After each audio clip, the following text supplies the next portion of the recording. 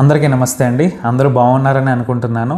ఈరోజు ఈ వీడియోలో నవాంశ గురించి కొన్ని ముఖ్యమైన విషయాలు తెలుసుకునే ప్రయత్నం చేద్దాము. చాలామందికి తమకు వచ్చే భార్య అనుకూలంగా ఉంటుందా లేదా అని, లేకపోతే తమకు వచ్చే భర్త అనుకూలంగా ఉంటారా లేదా అని చెప్పేసి ఎన్నో ప్రశ్నలు ఉంటూ ఉంటాయి. ఒక భార్య అనుకూలంగా ఉంటుందా లేదా, లేదా భర్త అనుకూలంగా ఉంటారా లేదా అని చెప్పేసి మన జాతక చక్రంలో ఖచ్చితంగా తెలుస్తుంది. ఇది వివాహ పొంతన చేసే సమయంలో ఖచ్చితంగా చూడొచ్చు. లేకపోతే చాలామందికి పెళ్ళిళ్ళు అయిపోయిన తర్వాత అసలు భర్త ఎందుకు అనుకూలంగా లేరు, భార్య ఎందుకు అనుకూలంగా లేరు అని చెప్పేసి ప్రశ్నలు వస్తున్నప్పుడు ఈ విశ్లేషణ కనుక చేసుకుంటే మీకు ఖచ్చితంగా ఒక క్లారిటీ అనేది వస్తుంది.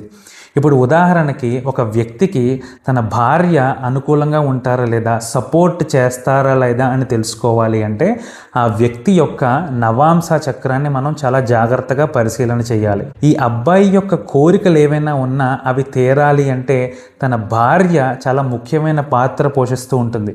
ఈ అబ్బాయి కోరికలు తీరాలి అంటే భార్య సపోర్ట్ అనేది చాలా అవసరం. ఉదాహరణకి ఈ అబ్బాయి ఉద్యోగం మానేసి బిజినెస్ స్టార్ట్ చేయాలనుకుంటున్నారు అనుకోండి. అలా స్టార్ట్ చేయాలి అంటే ముందు భార్య ఒప్పుకోవాలి, భార్య యొక్క సపోర్ట్ కావాలి. సో అందుకని ఈ భార్య యొక్క సపోర్ట్ ఉంటుందా లేదా, అలాగే ఈ ఉద్యోగం మానేయాల్సిన కోరిక నెరవేరుతుందా లేదా, అంటే ఈ కోరికలు అనేవి నెరవేరుతాయా లేదా వివాహ జీవితంలో, ఇవన్నీ కూడా అబ్బాయి యొక్క నవాంశను బట్టే చూడాలి. అలాగే అమ్మాయి యొక్క కోరికలు నెరవేరుతాయా లేదా, లేదా అమ్మాయికి సపోర్ట్ చేస్తారా లేదా అని తెలుసుకోవాలి అంటే అమ్మాయి యొక్క నవాంశను చూడాలి. ఇప్పుడు ముందుగా మనం ఒక చిన్న ఉదాహరణ తీసుకుందాం. ఒక అబ్బాయి ఉన్నారు, ఆ అబ్బాయికి ఒక భార్య వచ్చింది. ఇప్పుడు ఆ భార్య తనకి సపోర్ట్ చేస్తారా లేదా అని తెలుసుకోవాలి అంటే ఈ అబ్బాయి యొక్క నవాంశను చూడాలి. ఈ నవాంశలో ముఖ్యంగా లగ్నాన్ని చూడాలి. అబ్బాయి యొక్క నవాంశ యొక్క లగ్నాన్ని చూడాలి. ఆ లగ్నాధిపతి ఎలా ఉన్నారో చూడాలి. ఈ యొక్క నవాంశ యొక్క లగ్న అధిపతి అమ్మాయి నవాంశలో గనక బలంగా ఉంటే అమ్మాయి సపోర్ట్ ఖచ్చితంగా అబ్బాయికి ఉంటుంది. ఇలా చెప్తే మీకు కొంచెం కన్ఫ్యూజన్ రావచ్చు, కాబట్టి నేను ఒక ఉదాహరణ తీసుకుని చెప్తాను. ఉదాహరణకి అబ్బాయి యొక్క నవాంశ లగ్నము మేన లగ్నం అయింది అనుకోండి. ఈ మేన లగ్నానికి అధిపతి ఎవరు? గురువు. సో ఈ గురువుని తీసుకెళ్ళి అమ్మాయి యొక్క నవాంశలో చూడాలి. అమ్మాయి నవాంశకు కూడా ఒక లగ్నం ఉంటుంది కదా, ఆ లగ్నము కర్కాటక లగ్నం అయింది అనుకోండి. ఈ కర్కాటక లగ్నానికి గురువు అంటే అబ్బాయి యొక్క నవాంశ లగ్నాధిపతి గురువు అమ్మాయి యొక్క నవాంశ లగ్నం నుంచి 9వ స్థానంలో అంటే మేన రాశిలో ఉన్నారు అనుకోండి. అది కూడా కోణ రాశిలో ఉన్నారు, కోణ స్థానంలో ఉన్నారు. అలాగే ఎటువంటి పాపగ్రహ వీక్షణ కూడా లేదు అనుకోండి, ఖచ్చితంగా ఈ గురువు బలంగా ఉన్నట్టే. కాబట్టి ఈ అమ్మాయి యొక్క సపోర్ట్ 100% ఈ అబ్బాయికి ఉంటుంది. అలాగే తన కోరికలు ఏమైనా ఉన్నా కూడా అది ఖచ్చితంగా తీర్చుకోవచ్చు. ఈ అమ్మాయి దానికి ఖచ్చితంగా సపోర్ట్ చేస్తుంది అన్నమాట. సో ఎవరికైతే ఈ సపోర్ట్ దక్కుతుందా లేదా అని తెలుసుకోవాలి అంటే వాళ్ళ నవాంశ లగ్నాధిపతి వేరే వాళ్ళు, అంటే వాళ్ళ ఆపోజిట్ జెండర్, భార్య అవనివ్వండి భర్త అవనివ్వండి, వాళ్ళ యొక్క నవాంశలో బాగుండాలి. ఇప్పుడు ఉదాహరణకి అమ్మాయి యొక్క జాతకం తీసుకుందాం.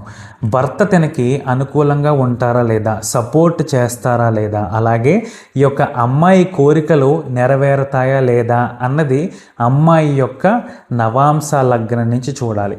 ఇప్పుడు అమ్మాయి యొక్క నవాంశ లగ్నము వృషభ లగ్నం అయిందనుకోండి. ఈ వృషభ లగ్నాధిపతి ఎవరు? శుక్రుడు. ఇప్పుడు ఈ శుక్రుడు అబ్బాయి యొక్క నవాంశలో ఎలా ఉన్నారో చూడాలి.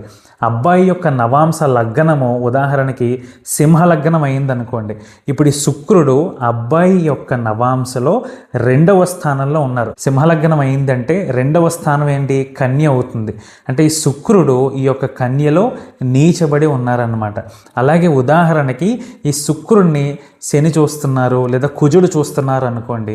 సో ఇక్కడ శుక్రుడు సరిగ్గా లేరు. అంటే అమ్మాయి యొక్క నవాంశ లగ్నాధిపతి అబ్బాయి జాతకంలో నీచబడి ఉన్నారు, ఇతర వ్యతిరేక గ్రహాల చేత చూడబడుతున్నారు. శుక్రుడు బలంగా లేకపోవడం వల్ల ఈ అమ్మాయికి అంత సపోర్ట్ చేయరు, అనుకూలంగా ఉండరు. ఈ రకంగా మనం అబ్బాయి అనుకూలంగా ఉంటారా లేదా, లేదా అమ్మాయి అనుకూలంగా ఉంటారా లేదా అని చెప్పేసి నవాంశ లగ్నాధిపతిని బట్టి చూడాలి. ఈ నవాంశ లగ్నాధిపతి వేరే వాళ్ళ నవాంశలో ఎలా ఉందో చూడడమే ఒక ట్రిక్ అన్నమాట, ఒక లాజిక్. అబ్బాయి నవాంశ లగ్నాధిపతిని అమ్మాయి దాంట్లో అమ్మాయి నవాంశలో చూస్తే అమ్మాయి సపోర్టుగా ఉంటారా లేదా తెలుస్తుంది. అలాగే అమ్మాయి నవాంశ లగ్నాధిపతిని అబ్బాయి యొక్క నవాంశలో చూసి ఒకవేళ ఆ గ్రహం బాగుంటే అబ్బాయి అమ్మాయికి సపోర్ట్గా ఉంటారా లేదని ఖచ్చితంగా తెలుస్తుంది అనమాట. ఇది మీకు అర్థమైందని అనుకుంటున్నానండి. ఒకవేళ మీకు ఏమైనా డౌట్స్ కానీ కన్ఫ్యూజన్స్ కానీ ఉన్నాయంటే ఈ వీడియో కింద కామెంట్ చేయడానికి ప్రయత్నం చేయండి.